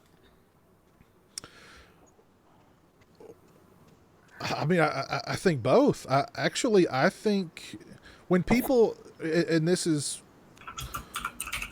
I don't know. Maybe let's ask Devin. It was a big deal to me that they're putting it out because I've wanted it on Blu-ray, but collector's edition, I just expected a lot. This is what I expect, No commentary, no making of, no Amy Steele. That just seems really off to me. Mm-hmm. But are you buying? Are you buying it? I would buy it. I already pre-ordered it. I would have bought it if it was a bare bones Blu-ray. Absolutely. And that's why I think ultimately Scream Factory and many of these other companies are not investing any money or any time, because I think ultimately these titles are selling themselves. And it's not the boom years. But even this release, it doesn't say anything about new restoration, new 2K scan of original film elements. It's just Blu-ray. What does that usually indicate if it doesn't specify that? I mean, it'll be an upgrade from the DVD, of course. Right. But I mean, it's not going to be anything spectacular. Right. Well, it's got to be a new transfer if it's 1080. So I mean, it's the source matters, but there's films that a great, really uncirculated print is a better source than the negative, depending on how they stored that negative. I wish they would post high resolution screenshots of everything every company was releasing. I really do. That makes sense, yeah. Like they were happy to do that with My Bloody Valentine. Right, because they knew they had a winner, right? Yeah. So I wish that was the standard, and then all the rest of it could be the cherry on top that it should be. Yeah. But I don't like the idea of these. Listen, this House by the Cemetery, $35. That's insane. That is really, truly, honestly insane. And that's pushing the amount of people who will buy a title like that down. I don't think I don't know if the number of extras necessarily dictate how much the release is going to be. Because again, the company like Screen Factory is not putting out not putting up a lot of money for these extras to be produced in the first place. I've heard how much these budgets are, even for big releases, and you wouldn't believe it. I mean, they're offering these people pennies to produce these things. When it becomes an additional disc or two, but that really I don't know. That doesn't happen very often. I mean, look at a release like like the Silent Night Deadly Night. Really, I mean, that was a loaded release, but it was one disc. I don't know. I love a Blu-ray release that's just loaded with extras. I love the making of. I love the making. Yeah. I love the making of more than I love the commentary. But of course, I also want the movie to be presented in the best possible way as far as picture quality and audio quality are concerned. I mean, maybe I just want too much out of these releases, but at the same time, the April Fool's Day release, how much is that retail? I closed it out, but it was what, $30? $30 more or less, yeah. Yeah. So I mean, does that release, if you looked at that, is that April Fool's Day release $30? I think it's closer to 21 based off those extras. I don't know. All I know is that I wish all the money was being spent that they are going to spend on a release, making it look and feel as good as they can. If a movie looks and sounds great, I'm happy. And I know I'm not the majority in this group, but I worry that anything that pushes price up is going to cause the physical media world to die faster. I would be willing to, whatever it takes to keep the cost down, to keep it going as long as possible, even if it meant like no slip covers or something, whatever, I'd be fine with that. Because I just want a hard release of it. It has to cost more to do the 2K or 4K scan of a movie than, and that kind of restoration, than to produce extras for the release. At least I would think so. No, doubtlessly. But that comes with the format, right? You can't get around that, really. Well, but I mean, if the company's going to go the extra limit and say, okay, well, this is a 4K scan, or this is a 2K scan, or this is, the effort that, Don from Synapse Films put into the Prom Night restoration, where he was like cleaning up every frame himself. You know what I mean? I don't know. I want more. I want it all. I want everything. And I want it now. Over here. Oh, geez. Let's see what's going on out in the chat. They want no bark. Yeah, apparently we don't want Bark back. We're only at, Mark going. we're only at 26 likes on the chat, right, or 26 likes on the stream right now. So we need to what did I say? 30. We need 30 to get Bark back. But let's see what's going Does on. bark come with special features? Bark is the special feature. Wow. Let's see what's going on out in the chat tonight. Jerry L says he misses the days of $15 Stream Factory releases through Best Buy. Entertainment Wizard says I want the original ending. It's like 20 minutes longer. Yep, it is. Apparently that footage they could not locate. That's what I was about to ask, if it even existed. I've heard about it, but apparently not. Or they couldn't find it. I don't know. Pick up the novelization. That's the closest you're going to get to it. Dave Vanderhoff agrees with you, Lauren. He says, I agree, picture and sound is most important, but I do love a loaded special. But I do love a loaded special features.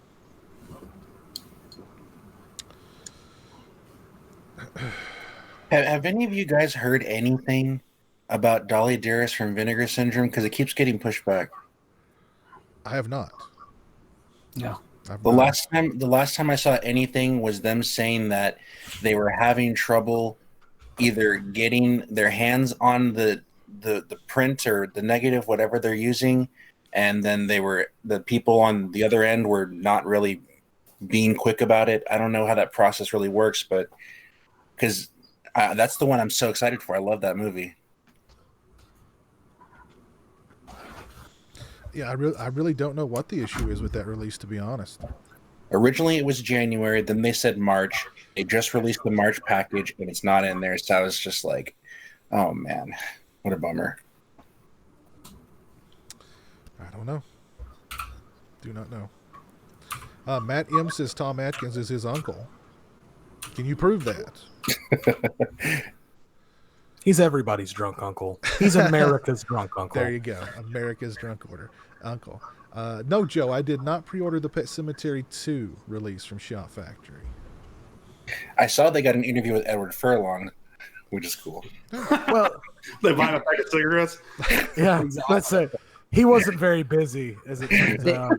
They actually didn't arrange for that. They just went to the Circle K and he was hanging out outside. Begging. Hey, you guys want to talk about the movie I was in? I was John Connor once. No problem. No problem. But which eye should I stare into? Is the Fog 4K better than the Scream Factory? I would think so, Matt, because that's a 4K UHD release. I've heard it's really bad, actually. That Really? Studio Canal release from the UK, I've heard it's not a good transfer. So I wouldn't jump on it. I'd say look at some reviews of it to be sure. And I think those releases are like out of print now, and they go for big money online. They did what? Prince of Darkness and They Live. Maybe something else. I don't remember. Yeah. I remember the Fog for sure. Yeah, and Prince of Darkness. Yeah, they definitely did Prince of Darkness. Yeah. Well, never mind. They're Blu-ray, but the Scream Factory books are still 4K, but I guess that's not as good. E Boogie says he met Shawnee Smith last year. I believe he also said that she's much smaller than he thought she was going to be in person. Yeah, she's I tiny. saw her at Texas Frightmare a couple of years ago. She is really small. Yeah, I can she's see tiny. He said I asked her about John Candy and her face just lit up. Mm.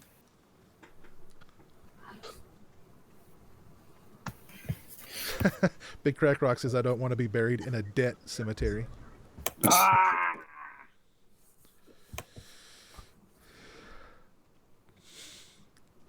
Oh, goodness gracious. Barbecue Network with his questions. Piz, if John Candy was still alive, would you write a Who's Harry Crumb reboot for him? Absolutely. Absolutely.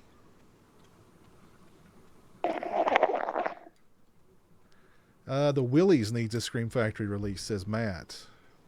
Does it? Stuck in that. 100%. PG-13 horror. That's nah, probably not.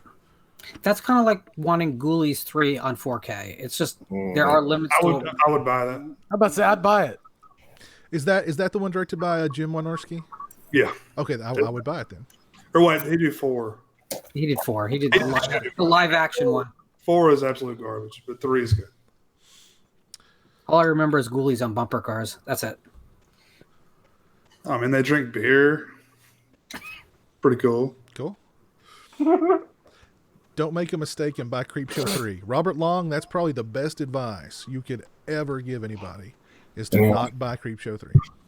Like halfway through that movie, I wanted to get it out of the player, but I was just shocked at what was happening in front of me. I just let it go. Who were those brothers? It was the brothers that did that. They did this. Did they do like Day of the Dead 2 as well? JGM or something. They did. What did they like license those from Romero or something? I think they I don't know, somehow by hook or crook they ended up with owning the rights to Creepshow and Day of the Dead somehow. I don't know. I feel like we should somehow blame John Russo. I know it's probably not his fault, but I feel like It's definitely well, if you look at the opening credits for the Creepshow Shutter series, one of those guys' names is listed as a producer on the Creepshow Shutter series. No way! I noticed that too. Yeah, what the hell are their names? Well, so I kind of feel like all the Lorimar titles probably are sold the same way that most people have a yard sale. You know, there's a price handwritten on a sticker, but it changes halfway through the night. So that's how Creepshow 3 probably happened. Speaking of Creepshow, is there any word on the Tales from the Dark Side, the movie, Blu-ray, like ever? It's a Lorimar title. That's the problem. Not that I'm aware of. I love that movie. It's great. The Doodlesons. That's who did it. Doodlesons. The Doodlesons. Well, let's see. Hold on. We've got 34 likes in the chat. Let me bring back Bark. Oh, shoot. You guys, Doodle Brothers. you guys wanted Bark. I'm gonna move the chat to wherever you're putting it. You guys wanted Bark. Well, guess what? Bark is back. See what you've done. Do you see what you've done? Let's make Bark the whole screen. I can make the chat that big. Oh, Bark. Before your main event happens, there's tonight. It's time for me to take off. What was that, Christian? I said before you have your main event come out, I'm going to say good night. It's time for me to retire for the night. All right, man. Have a good night, Christian. Thanks for dropping by, man. See y'all. Take care, buddy. Can you do me a favor, Piz? Can you read Barbecue Network's comment that begins with the words "3 lesbians are fun loving"? Hold on, let me find it. 3 lesbians are fun-loving, free-willing. One of them goes to Turkey. An old man is dropped in their custody. Now the lesbians must caretake the old man. Who do you cast and why? Jesus Christ. You cast Jesus Christ in that role? Yes, First of all, I think that's going to be an expensive get, but... No, he took a vow of poverty. He has to do it for free. Yeah, but his managers are all about the money, if you haven't noticed the last 2,000 years. They're Jewish. Like Oh, my Colonel God. Wow. Yeah, see Elvis. Yep. You I don't sing even- that song, you dim witted old fuck. I don't know where to even begin with that question, Barbecue. That's probably one of the... That's got to be the best. I mean, wow. That is the most John Barbecue Ritter. Network question of all time. That 3 is lesbians. most... Yes. Wow. You put Juno in there. Bring her back. What the hell's her name? Who? The mouthy broad from Juno. I don't care. Any chance of monetization of this video just went over.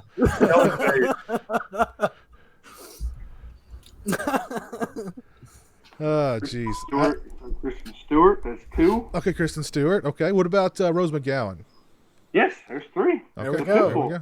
Now, who are we going to cast? Oh, Tom Atkins Yeah. is the Yeah. is the old man they have to caretake. There we go. There you go, Barbecue Network. Boom. You write that screenplay for us. We'll get it crowdfunded. How about Nick Cage? That'd be fun. Maybe That- Lauren to do some polish. That would be fun. Face-off level Nick Cage. That would be fun. That would be fun. Oh, geez. Let's see. How long have we been going here, fellas? Like 2 hours. Almost 2 hours. Yeah, almost 2 hours. Anything else we want to add to the discussion tonight? Don't go see Fantasy Island. Don't go see Fantasy Island. Hey, is there a midget in that one? No, They didn't put the midget in? no. That's a They, shame. there's an entire joke they think is real clever about that character. I feel like that's a missed opportunity to include a little person. Is that the correct term? Oh, it's midget. Peter Dinklage. I think so. Oh, I wouldn't take that. Nah. He did the movie about that guy, though.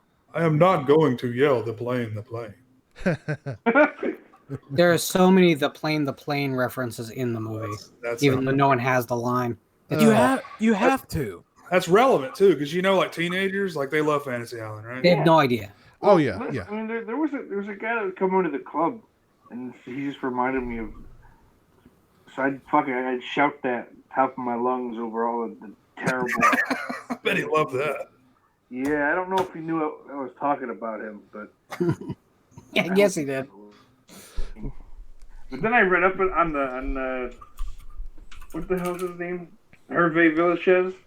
Ah, The actor's name. yes. I felt bad for the guy because he just he'd hire prostitutes to do drugs, and the prostitutes still wouldn't bang him, and like he had to sleep on his knees, like resting on like the seat of a chair, because like his organs were normal human size.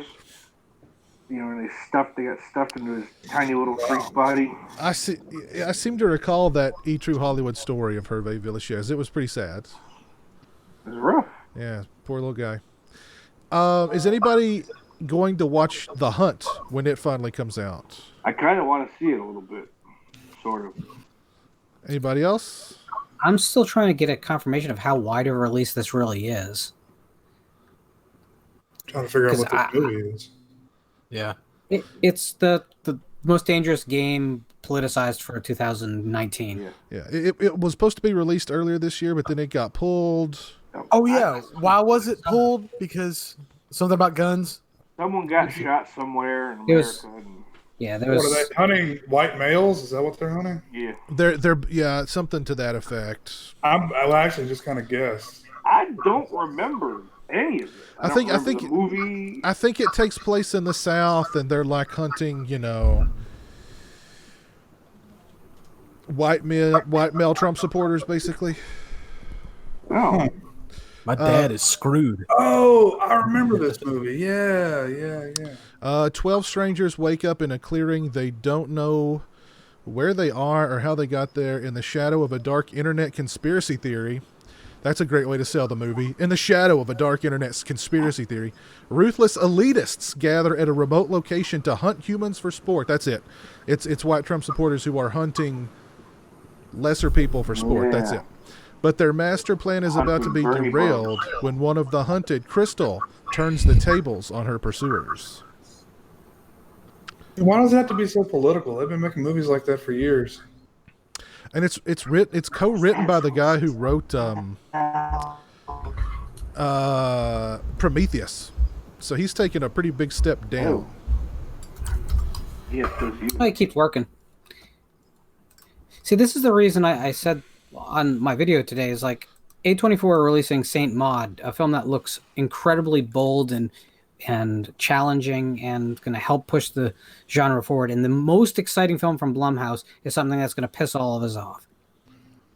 That's where we live in 2020. I love politics in my movie. There you go.